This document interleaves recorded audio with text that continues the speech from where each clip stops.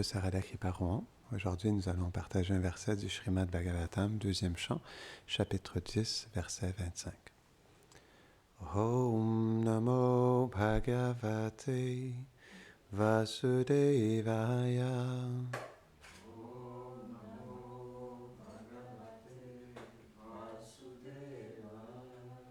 Om Namo Bhagavate Vasudevaya.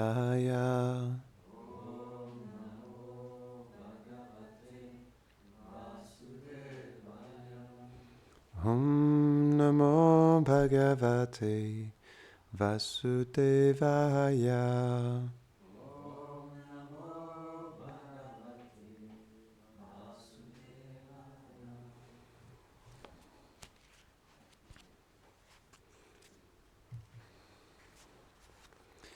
Gatim Diki Shatapado Ruruhate Vikamikam Padpyam Yagyasvayam Havyam Karma Bhikriyate Nribihi. Quand la forme universelle du Seigneur souhaita se mouvoir, ses pieds vinrent à exister et Yagya, le demi-dieu, mis en pouvoir par le Seigneur Vishnu, apparut en tant que la déité les gouvernants. En se servant de ses jambes, elle était capable de rassembler le matériel nécessaire pour des offrandes sacrificielles. Commentaire. Srila Vishwanath Chakravarti Thakur explique que lorsqu'elle désira bouger, 2 pieds, jambes, apparurent. La signification littéraire de Jigishata est « quelqu'un qui désire ». De ses jambes se manifesta le demi-dieu Yagya, qui est mis en pouvoir par le Seigneur Vishnu. Il est la déité gouvernant les jambes. Le mot karmabhi désigne le sens de l'organe qui indique l'énergie de l'action qui est de se déplacer.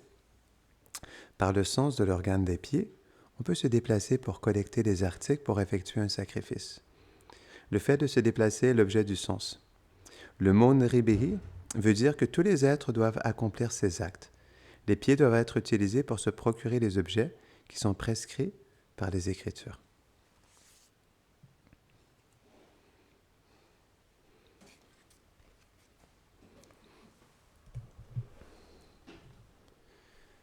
Om Agyanatimirandasya Gyanam Jadasharakaya Chakshurun Meditam Jena Tasmai Shri Gurave Namaha.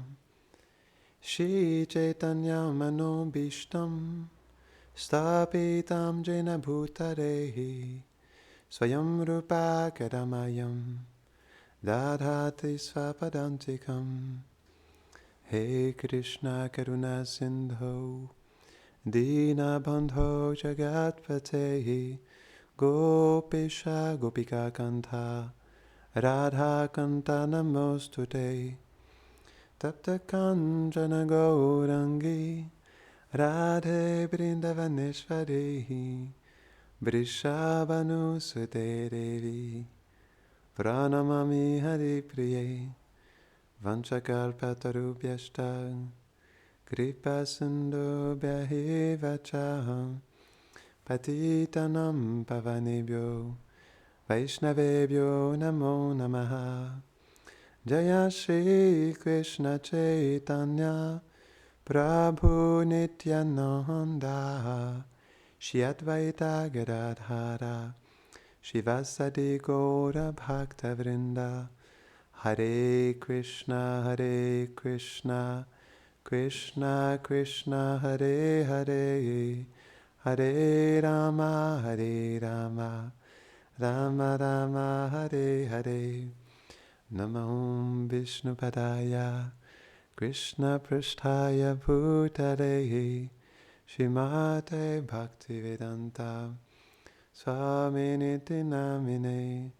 Namaste Saraswati Devi Gauravani Pracharine Nirvishesha Shunyavadi Pashtatya Shatarine. Vous m'excuserez d'avance si je parais un peu fatigué parce que ce matin à 2 heures, À 2 heures ce matin, le cadran de mon voisin a sonné et il ne s'est pas réveillé. Donc, comme il ne se réveillait pas, c'est moi qui ai dû le réveiller. En plus de ça, il s'est recouché après et il ronflait comme un tracteur.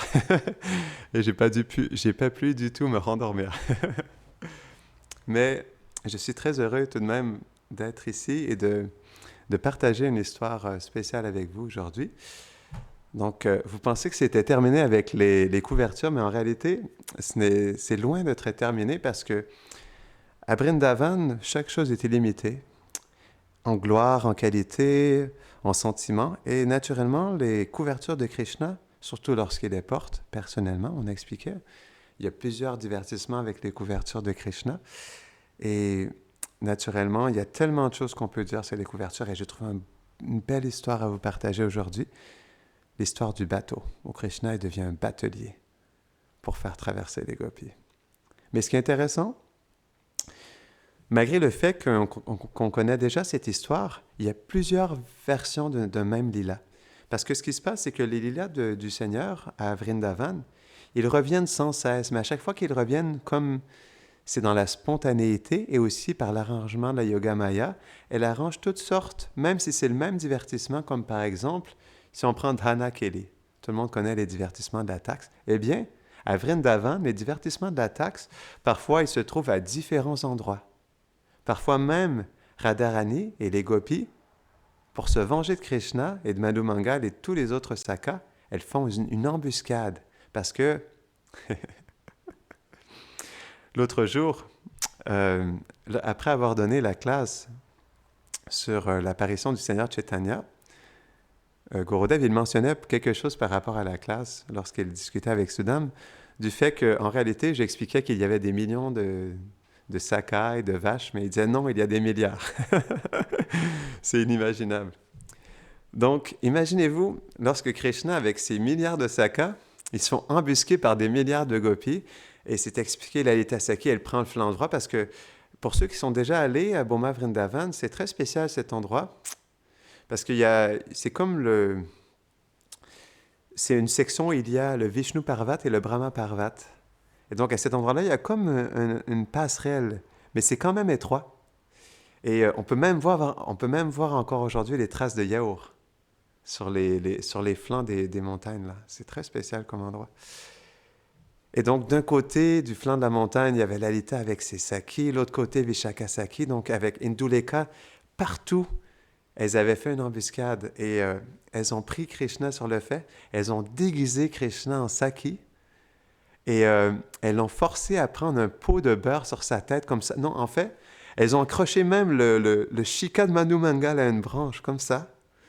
Et elles ont accroché, elles ont demandé à Krishna, obligatoirement, de prendre un pot de beurre et de le poser sur sa tête comme ça. Elles ont lancé des pierres sur le pot de beurre. Et Krishna, comme ça, il est habillé en gopi, comme ça, il a reçu tout le yaourt sur son corps, comme ça. Donc, il y a plein de divertissements. Et ça se passe à différents endroits. Donc là, j'expliquais à cet endroit-là, mais ça se passe à différents endroits à Vraj. Donc, le divertissement qu'on va partager aujourd'hui, c'est une version quelque peu différente de ce même divertissement avec le bateau.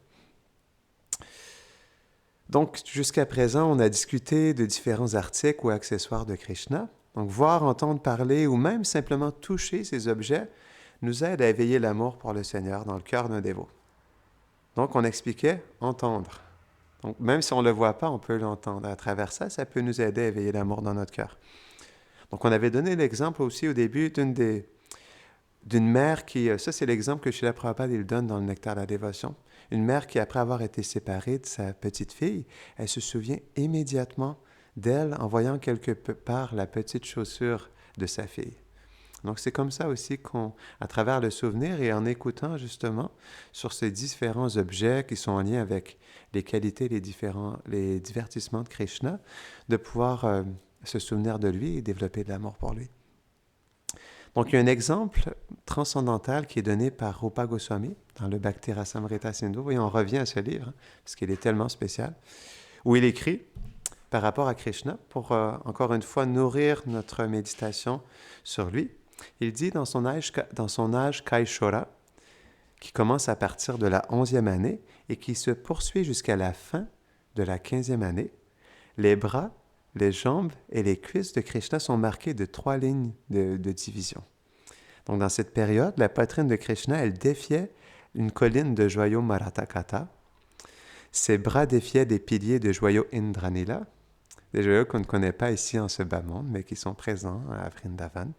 Et les 3 lignes de sa taille défiaient les vagues de la rivière Yamuna, et ses cuisses défiaient de magnifiques bananes. Parfois, c'est expliqué des bananes ou des bananiers. Parce que Krishna, ce qui est vraiment inconcevable, c'est vrai, on entend parfois les gens, lorsqu'on montre la déité de Krishna ou une image de Krishna, parfois les gens disent « Ah, c'est une fille ». Parce que Krishna, et c'est comme ça qu'il est extrêmement beau, parce qu'il est à la fois extrêmement doux et fin, mais à la fois très fort aussi. Donc il y a comme une harmonie parfaite entre sa douceur et sa puissance. Comme c'est expliqué que son torse est très puissant, qu'il a des cuisses comme des bananiers, mais en même temps, il a une très grande finesse et une douceur qui émanent de sa personne. Ça, c'est vraiment inconcevable, c'est Krishna. Donc par rapport à ça, une gopi a dit, avec toutes ces caractéristiques exquises de son corps, parce que c'est vrai que les différents membres du corps de Krishna sont comme des fruits, c'est pourquoi il dit exquis. Krishna est trop extraordinairement beau, et donc je pense toujours à lui pour me protéger, car il est le tueur de tous les démons. Donc on comprend c'est pourquoi cette gopi, elle dit ça, parce qu'on avait expliqué l'autre fois qu'il y a 5000 démons qui sont venus à Vrindavan. Ça faisait un démon le matin, puis un démon l'après-midi. Naturellement, les Brajavasis, ils étaient habitués de voir les démons tous les jours. C'est pourquoi elle était dans ce sentiment aussi. Donc, il y a plein de Vaishnavas, de Vraj, qui ont écrit différents poèmes. Là, il y en a un autre ici, il partage quelque chose d'intéressant que je voulais vous partager. C'est Sri Bhana Das. Il a écrit dans son ouvrage Kadambari, dans le Mangalacharan, parce que dans chaque livre, il y a toujours une invocation pour attirer la bonne augure et aussi pour attirer les bénédictions, pas seulement pour celui qui a écrit, l'auteur du livre, mais aussi pour ceux qui vont lire le livre. Et dans le Mangalacharan, le verset 7, il dit « La belle littérature n'est pas appréciée par un méchant qui est un mortel qui est méchant. Tout comme le nectar ne descend pas dans la gorge de Rahu, alors qu'une telle littérature est précieuse dans le cœur d'une âme pure, tout comme la poitrine de Hari porte le splendide joyau Kaustuba. » Et c'est intéressant parce qu'il s'appelle aussi Bana Bhatta. C'est un écrivain qui était expert en prose sanskrit. C'est un poète du 7e siècle, donc ça fait quand même longtemps. Et ses œuvres sont célèbres. Il y a de nombreux érudits qui le décrivent comme Bhanu Chishtam Jagat Sarvam. Je trouvais que c'était très beau, la définition de ce Vaishnav. Cela signifie Bhana a tout décrit dans ce monde et il ne reste plus rien à dire. Quand on décrit les gloires de Krishna, c'est vrai qu'il ne reste plus rien à dire dans ce monde. Parce que, comme on expliquait la dernière fois, ce monde est une fraction de la splendeur de Krishna.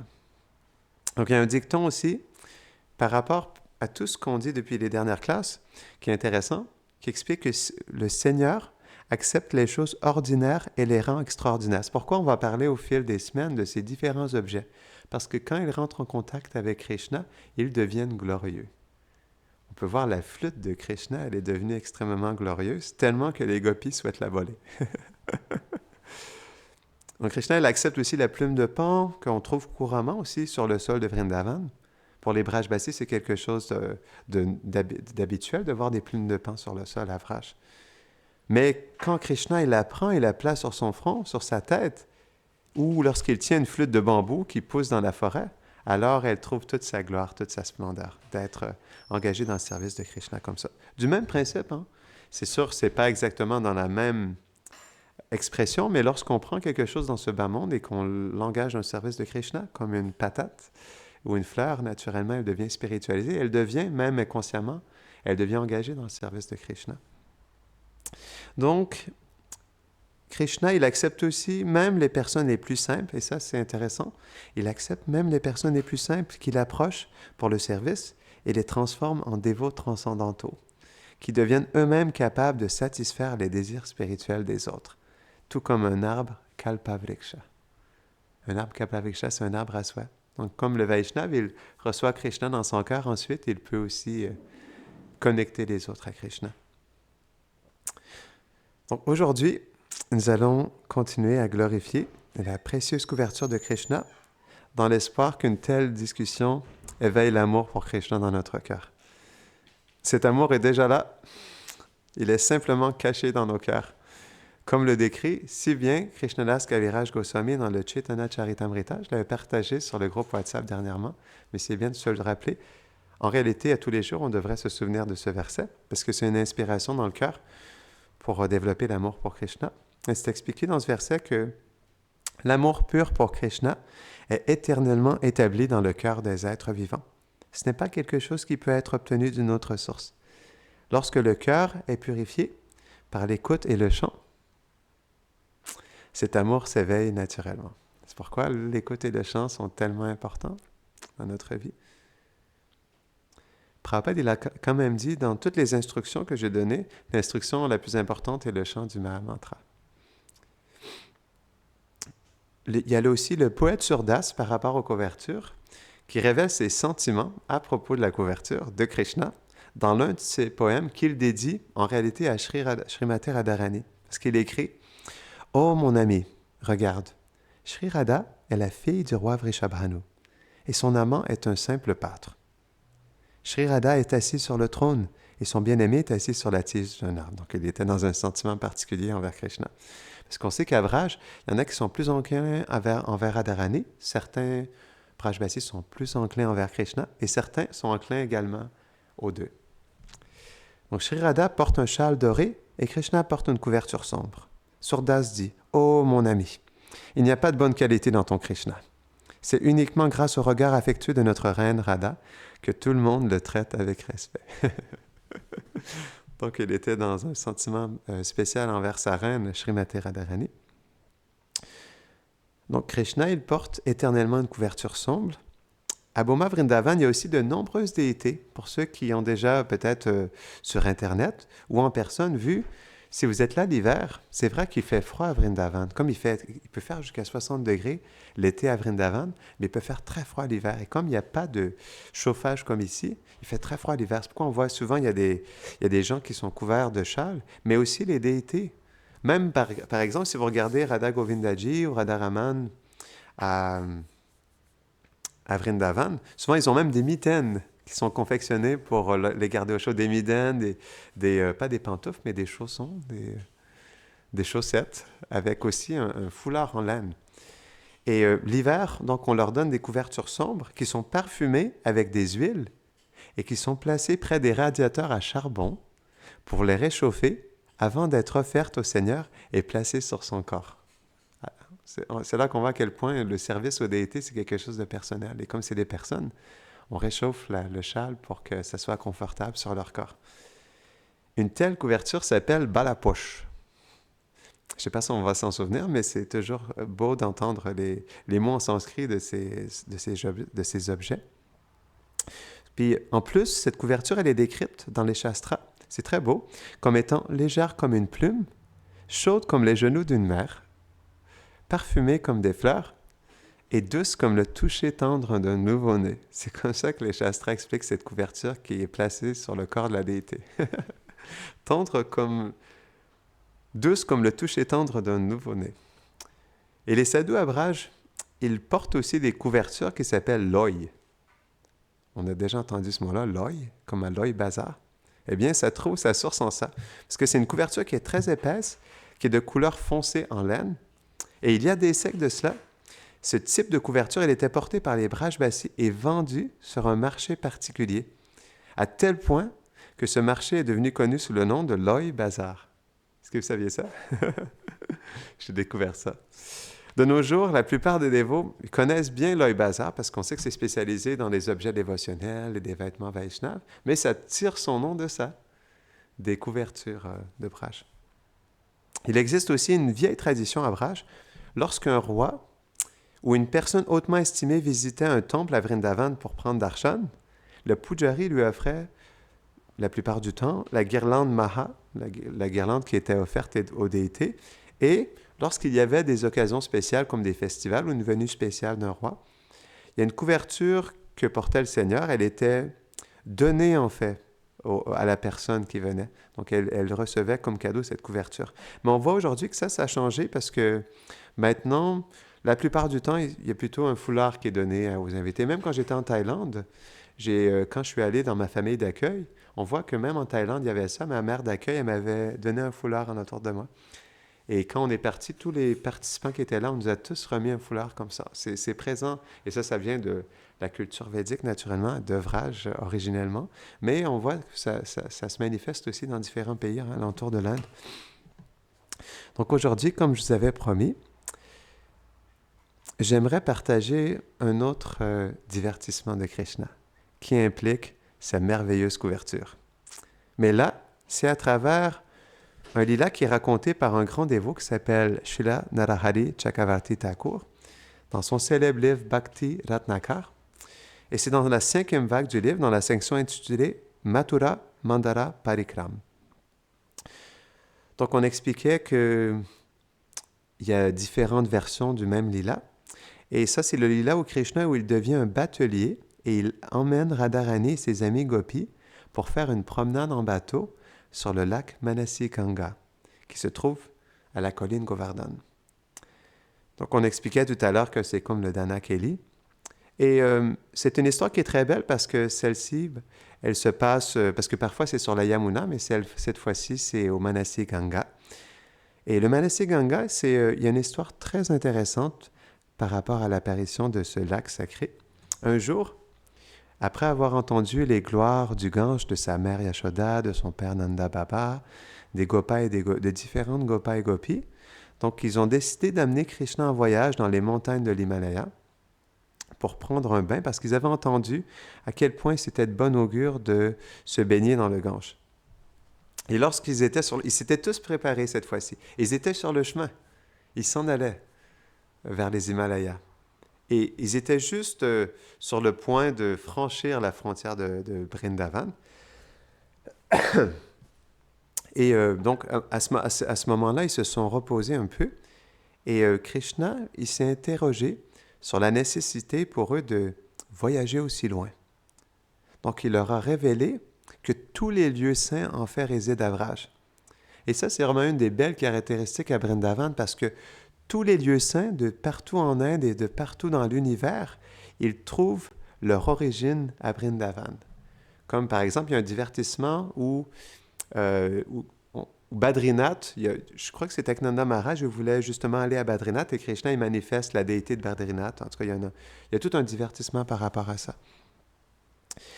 Et donc, Krishna, il a expliqué ça au Brajbasi.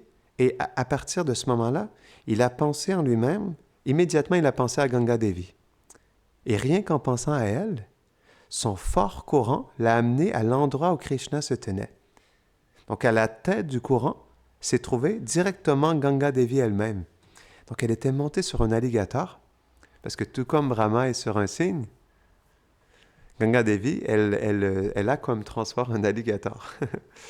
Et donc, ce darshan de Ganga, il a étonné Nanda, Yashoda et tout le monde quand ils ont vu ça, Ganga Devi en personne devant eux, imaginez-vous. Donc, Krishna, il a dit, « Mes chers amis, tous les lieux saints existent à Braj. Vous voulez prendre un bain dans la Ganga? Eh bien, Ganga Devi se manifeste personnellement devant vous, ici, aujourd'hui à Vrindavan. Veuillez vous baigner dans ces eaux sans plus attendre. » Donc, il semblerait qu'ils n'étaient pas très loin parce qu'ils étaient juste au bout de Vrindavan. Et c'est intéressant que... Donc, ils étaient sur le chemin, ils étaient juste au bout, mais qu'est-ce qui fait qu'ils n'ont pas traversé? C'est parce que Krishna ne voulait pas quitter Vrindavan. Krishna ne quitte jamais Vrindavan. C'est la raison pour laquelle ils se sont reposés à cet endroit-là aussi. Et aussi, Manasi Ganga, il s'appelle Manasi Ganga, parce que Manasi, ça veut dire dans le mental, c'est parce qu'elle est apparue de l'esprit de Krishna. Il y a certains à Vrindavan qui disent que c'est une rivière, tandis que d'autres l'appellent comme un lac. Mais les courants du Manasi Ganga, ils traversaient tellement rapidement la colline Govardhan que ces puissantes vagues déplaçaient même les rochers qui bordaient ces rives. Donc imaginez-vous. On sait, si vous êtes allés, si certains d'entre vous sont allés à Rishikesh, au plus haut dans les Himalayas, le Gange, il est très puissant à cet endroit-là, plus qu'à d'autres endroits. Donc, c'est pourquoi, si vous imaginez être sur le Gange, lorsque le courant est très fort, donc un batelier, il doit être très expert sur le lac avec son bateau, surtout quand c'est la saison des pluies. Parce que lorsque les orages apparaissent, souvent ça apparaît, ben c'est pas évident quand le vent se lève et que les vagues sont là pour celui en bateau. Donc un jour, Radharani et ses gopis, elles transportaient des pots remplis de différentes préparations, à base de lait, bien sûr, pour les offrir à l'une de leurs déités préférées, Haridev. Et aujourd'hui, on peut encore voir cette déité de Haridev. Donc, mais il se trouvait que ce jour-là, de l'autre, parce que parfois les déités, elles sont transportées pour des occasions spéciales à un autre endroit, et ce jour-là, la déité de Haridev, elle était transportée de l'autre côté du Manasi Ganga. Donc, elles ont pensé à prendre un bateau, mais qu'elles sont arrivées sur le lac, elles étaient déçues de constater qu'il n'y avait aucun bateau à quai. En fait, il y avait au moins un bateau. C'était un très vieux bateau à l'extrémité du quai, mais il n'y avait aucun batelier en vue. Juste le bateau était là. Et tout ce qu'elles ont vu, c'était une grande couverture. Encore une fois, une couverture. Je vous avais dit, il y en a plusieurs des couvertures à brages. Donc, c'est une grande couverture froissée dans un coin du pont. Et tellement elles étaient déçues, les gopis, elles étaient sur le point de rentrer chez elles lorsqu'elles ont entendu un faible gémissement venant du vieux bateau, comme si quelqu'un sortait d'un profond sommeil.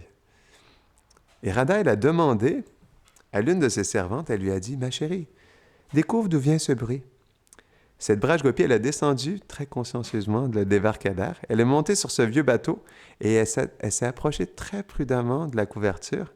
Puis, dessous la couverture est sorti ce qui ressemblait à une respiration lourde. Alors la gopi, elle a hésité un instant et elle s'est retournée vers Radharani qui l'encourageait du mouvement. Vas-y, oui. Donc cette jeune gopi, elle a pris son courage à deux mains et elle a retiré cette vieille couverture poussiéreuse. Et là, allongé sur le pont du bateau, se trouvait un jeune batelier qui, du bruit de ses ronflements, semblait profondément endormi. Alors la gopi, elle s'est retournée vers ses amis et elle a dit à voix basse « On dirait un batelier, mais il dort. » Et en entendant ça, Radha elle-même, elle a descendu l'acheter et elle s'est placée directement au-dessus du bateau. Puis elle s'est éclaircie la voix et elle a crié à haute voix « Batelier, batelier !» Mais il ne semblait pas entendre. Alors elle a appelé à nouveau « Batelier, batelier !» Mais cette fois plus fort et très joliment accompagné d'un chœur de ses amis qui étaient complètement amusés. Donc finalement, le batelier s'est remué un peu. Wow. Mais qui ose me réveiller? Il s'est retourné puis s'est redressé en se frottant les yeux. Wow. Et les gopis ont pu voir qu'il s'agissait d'un jeune homme. Il était vêtu de vêtements simples, il avait un dhoti, une ceinture et il portait enfin une cape avec ses cheveux rentrés sous un turban qui était très usé. Mais Radha, elle a immédiatement remarqué qu'il devait être nouveau dans son métier parce que ses mains et ses pieds semblaient très doux et n'avaient pas de callosité. Callosité, c'est lorsqu'on fait du travail de dur labeur avec ses mains et ses pieds. On voit souvent en Inde, il y a de la peau dure et sèche sur les mains, sur les paumes. Donc, elle s'est dit, mais quel genre de batelier rame toute la journée sans ses callosités? Non, elle était curieuse, c'est pas possible. Alors, le batelier, il a enlevé sa couverture, il s'est assis et il a dit, « Ah, la journée, elle était longue, et je me repose. S'il te plaît, procure-toi un autre bateau. Si vous cherchez un bateau, ce ne sera pas ce bateau-là. Reviens demain. » Là, il avait envie de se recoucher. Et sur ça, il s'est recouché. Il a remis sa couverture sur lui. Donc, à ce moment-là, Radha, il a fait signe à sa servante de retirer la couverture. Oh, c'est chaud, là. Donc, Lalita Devi, qui est toujours là pour servir Radharani, elle a dit « Hey, réveille-toi, batelier! La reine de Vrindavan veut traverser la rivière pour adorer Haridev. Ne tarde pas, conduis-nous jusqu'à la rive opposée. Tu seras grandement récompensé. Sans compter que tu auras le privilège de servir la fille la plus chaste et pieuse de Braj. » Donc alors le batelier s'est finalement redressé et après de longues discussions avec Lalita Sakhi, donc ça devait être des chaudes argumentations, il est parvenu à un accord avec Lalita sur le montant de son paiement pour le transport des gopis. Les restes du prashad Haridev, le yaourt, le beurre et le kheer, tout ce qu'ils avaient dans leur pot. Mais alors les gopis, elles ont commencé à monter à bord du bateau et Oh non, en fait, elles étaient complètement surprises que le batelier il s'est assis et il a tout mangé, ce qui était présent dans les pots. Et lorsqu'elles ont commencé à monter à bord du bateau, le batelier, il a commencé à insister sur le fait qu'il serait plus sûr de faire 2 voyages. Parce qu'ils étaient plusieurs, on avait dit, il y a plusieurs gopis et gopavrages. Donc, il voulait amener un groupe de gopis, revenir et amener un autre groupe parce qu'il pensait que le bateau était un petit peu trop petit pour tout le monde. Mais Radha, elle a catégoriquement refusé parce qu'elle ne voulait pas être séparée de ses gopis et elle aussi, elle ne voulait pas être séparée d'elle. Donc, pendant que le batelier il s'éloignait du rivage, les gopis, ils ont remarqué que pendant qu'il s'éloignait, il souriait et il chantait une chanson sur le fait de faire du bateau sur un lac avec sa bien-aimée. Ils ont trouvé ça particulier. Donc, toutes les gopis se regardaient. Mais quoi? Comment est-ce qu'il peut chanter une chanson comme ça? On est des jeunes filles et là, il chante une chanson sur sa bien-aimée. Donc, c'est resté comme ça. Déjà, c'était quand même particulier. Là, tout s'est bien passé pendant un certain temps, mais environ au tiers du chemin, le batelier, il a arrêté de ramer, il a renversé son turban sur sa tête et s'est assis en regardant la rivière comme ça. Et toutes les gopis étaient surprises, elles se regardaient toutes, mais qu'est-ce qui se passe-t-il? Alors Radha, elle a demandé à l'une des gopis de demander au batelier ce qui se passe. Elle lui a demandé de dire ça, elle lui a dit « Oh batelier, pourquoi t'es-tu arrêté? » Et là, le batelier a répondu « Cher brage gopi, je suis fatigué et j'ai faim. Vous m'avez toutes réveillée après une dure journée de travail. Avant que je puisse dîner, tu m'as demandé de partir. En plus, vous avez rempli ce bateau au double de ses capacités et vous avez insisté pour que j'aille à toute allure de l'autre côté. À cause de ça, je ne vais pas pouvoir dîner parce que vous ne suivez pas mes conseils. Nous ne devrions pas tous nous entasser dans ce bateau. Maintenant, sans manger, je ne peux plus continuer. » C'était agréable. Alors, dans un premier temps, les gopis ont essayé de convaincre le batelier de continuer à ramer. Ensuite, elles l'ont menacé. Mais apparemment, aucune des 2 tactiques n'a fonctionné. Alors, elles ont abandonné et lui ont donné accès à leur peau. OK, c'est à ce moment-là, parce que je me demandais où est-ce qu'il avait pu avoir tous les pots pour manger. Excusez-moi, c'est à partir de ce moment-là qu'elles ont donné tout l'accès à ce qu'elles avaient dans leur peau. Donc, mais elles étaient choquées de voir qu'il était en train de tout dévorer, ce qui se trouvait dans les pots.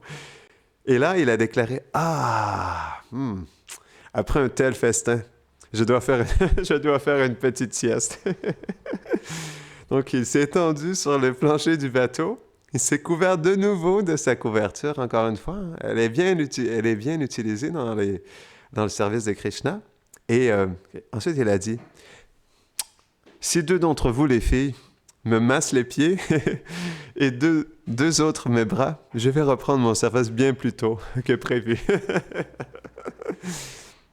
Donc, ensuite, Lalita, elle a menacé le batelier. « Si tu ne commences pas à ramer tout de suite, nous allons te tenir par les mains et les pieds et te jeter par-dessus bord dans le lac. Maintenant, lève-toi. » Donc, le batelier, il a repris le service à contre-cœur. Mais tout à coup, des nuages ont commencé à s'accumuler au-dessus d'eux. Et peu de temps après, un vent fort est apparu. C'était comme un vent accompagné d'un ouragan de tonnerre et d'éclairs, provoquant la montée des eaux du lac. Et là, bientôt, l'eau a commencé à s'infiltrer dans le bateau. Secouant la tête, le batelier a crié à cause du vent fort. « Voyez, les filles, je vous avais prévenu, je vous ai tous prévenus qu'ensemble, nous serions une charge trop lourde pour ce bateau. Voyez ce qui se passe maintenant. Regardez, parce qu'il est trop lourd et que les vagues sont très fortes, mon bateau prend l'eau. À moins que vous allégiez la charge en jetant par-dessus bord un poids précieux, nous allons sûrement couler. » Maudissant leur foi, les gopis n'ont pas eu d'autre choix que de jeter leur peau par-dessus bord. Ces peaux étaient en or pur, donc ils sont précieux et lourds. Elles ont dû jeter leur peau dorée par-dessus bord, mais au même moment que ces braves gopis regardaient leurs précieux peaux disparaître dans les profondeurs du lac, le batelier s'est écrié à nouveau en disant « Mesdemoiselles, le bateau prend toujours l'eau. Vous devez désormais jeter vos bijoux lourds. Les gopis portaient des bracelets, des boucles d'oreilles, des anneaux de nez, toutes sortes de colliers, mais les filles ont répondu en chœur « Jamais !»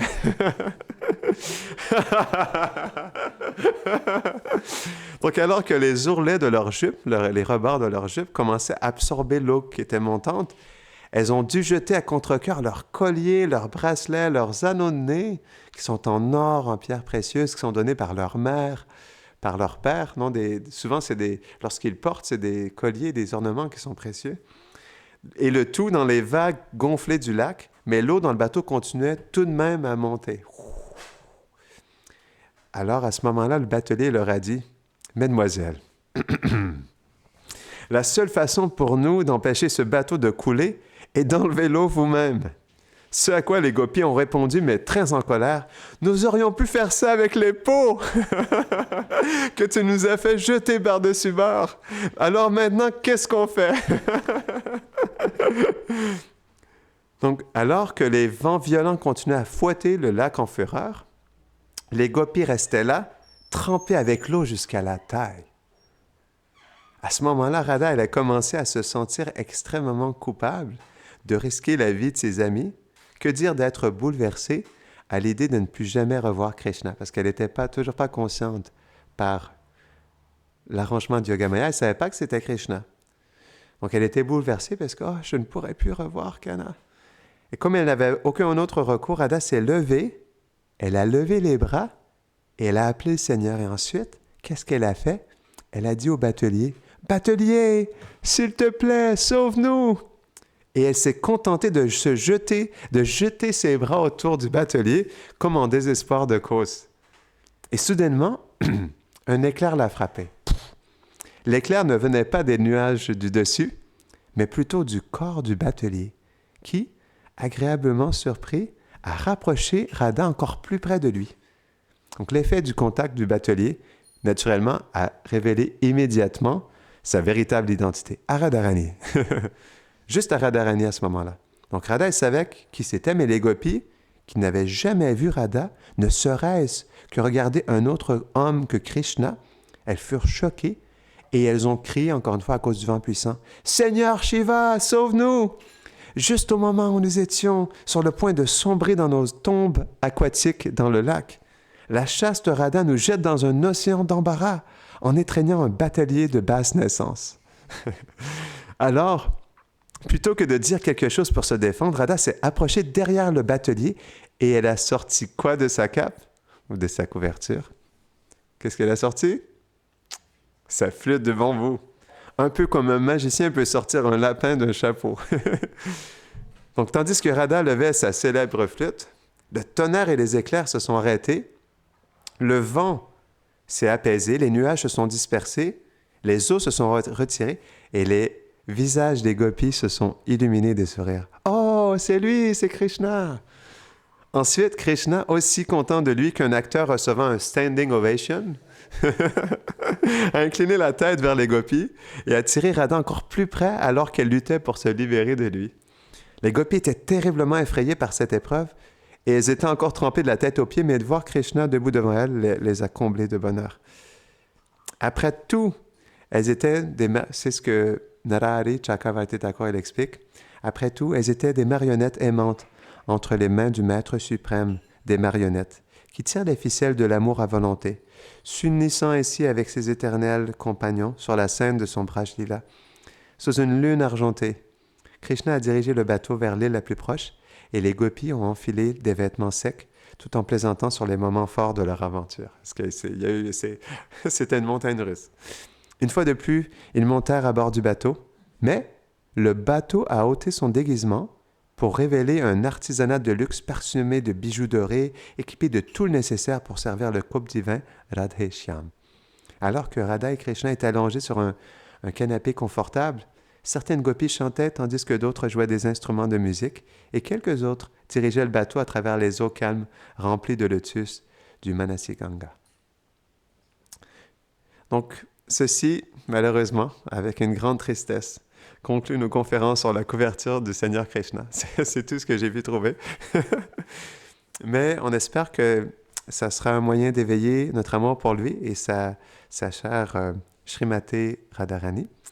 Donc, la prochaine fois, nous allons parler du bois de santal dans les divertissements de Radha et Krishna, comme autre stimuli pour éveiller l'amour extatique. Parce qu'il y a tellement d'articles différents à Vrindavan qui peuvent susciter l'amour dans notre cœur. Et nous allons terminer aujourd'hui avec un verset du Hari Bhakti Vilas dans le 11e Vilas, texte 25 à 31, qui nous donne une belle méditation sur Krishna, autre que ce batelier. Donc, c'est expliqué. Il faut méditer sur Krishna, assis sur un trône de lotus, de manière très détendue. Le trône est placé à l'ombre d'un arbre à souhait, situé au bord d'une magnifique rivière et entouré de lacs remplis de lotus et de nénuphars. La rive de la rivière est située au pied d'une montagne dorée, décorée de divers minéraux, d'oiseaux gazouillants et d'arbres à souhait. Le Seigneur Krishna est décoré d'un collier de perles et d'une guirlande de fleurs. Le trône est recouvert d'or et orné de bijoux et recouvert d'un dais coloré. Après avoir fixé son esprit sur le Seigneur de cette manière, un dévot doit l'adorer avec des offrandes de fleurs de jati, puis offrir de la nourriture au Seigneur et à ses sakas sur des assiettes en argent. De cette façon, les dévots devraient méditer sur le Seigneur Krishna alors qu'il est confortablement assis avec tous ses sakas. Donc, c'est une autre méditation pour nous aider. Je trouvais que c'était très beau, donc je souhaitais vous le partager, qui nous aide encore une fois à rester connectés au doux divertissement de Radha et Krishna. Donc, nous allons terminer ici. Grantara Srimad Bhagavatam ki, les couvertures de Krishna ki, Janitai Gaura Primanande. Allez, bon.